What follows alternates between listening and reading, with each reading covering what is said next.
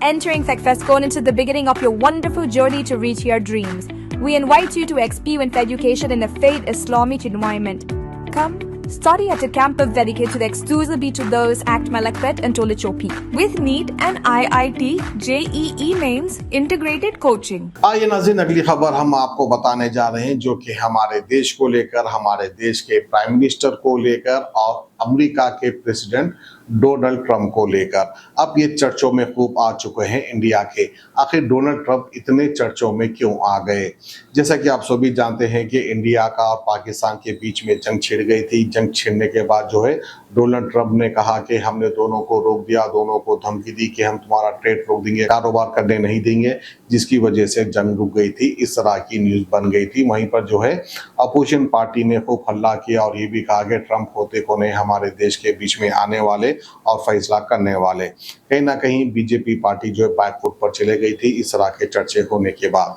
अब जो है बीजेपी और बीजेपी पार्टी के एमपीज, एमएलएस, लीडर्स ये कोशिश कर रहे हैं कि बीजेपी पार्टी को किसी तरह फ्रंट पर लाया जाए, मोदी जी की ताकत और मोदी जी की जो है हिम्मत अफजाई कर सके, जिसकी वजह से हर आए दिन एक ना एक नए नए बयानात आते जा रहे हैं।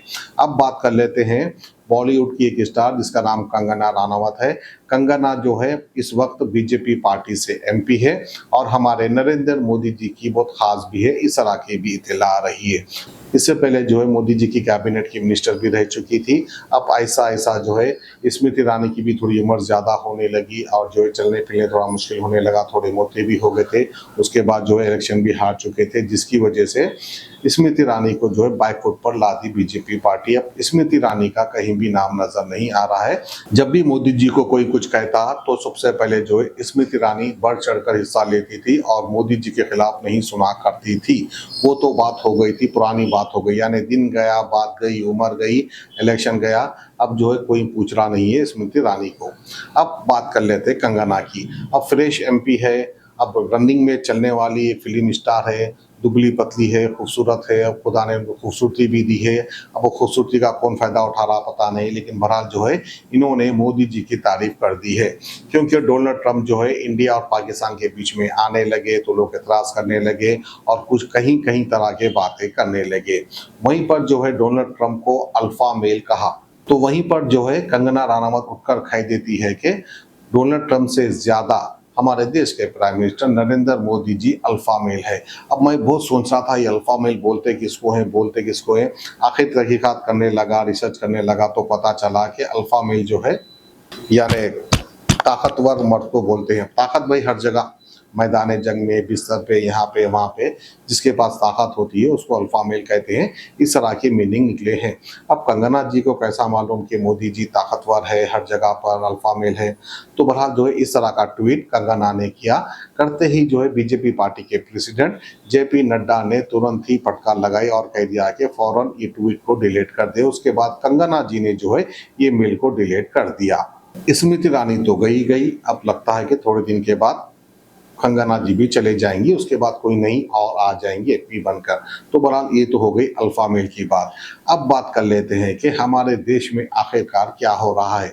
दुश्मन पाकिस्तान हमारा मुल्क है, हमारा दुश्मन है, उससे जंग हुई। उसके बाद जो है हमारे देश की हुकूमत ने जो इंडिया की नदी से पानी जाता था पाकिस्तान को, उस पर रोक लगाने का फैसला कर दिया। कितना बड़ा फैसला कर दिया। अब वहीं पर फिर चर्चों में आ गया तुर्की, यानी तुर्की ने पाकिस्तान को हथियार दिए, तुर्की ने जो है पाकिस्तान को सपोर्ट किया। अब तुर्की से भी दुश्मनी होने लगी इंडिया की, तुर्की को लेकर चिढ़ने लगे इंडिया में। अब तुर्की को करेंगे तो क्या करेंगे।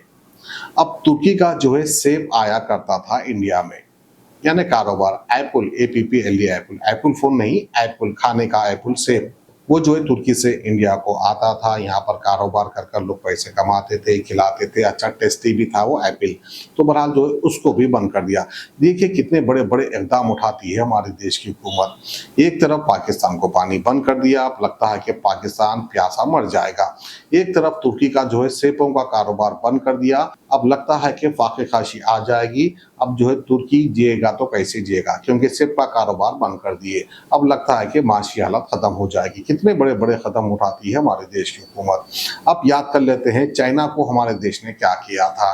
अब जैसा कि आप सभी जानते हैं कि इंडिया और चाइना के बीच में भी दुश्मनी कितनी बढ़ गई थी, क्योंकि चाइना ने जो है हमारे देश के अंदर दाखिल हो गया था। दाखिल होकर जो है अरुणाचल प्रदेश में कई किलोमीटर तक जमीन उसने कब्जा कर ली थी। उसके बाद जो है हाथों पैरों से मारधाड़ भी हुई थी। हमारे देश के सिपाहियों को जख्मी भी किया था। उसकी वीडियो भी वायरल हुई थी।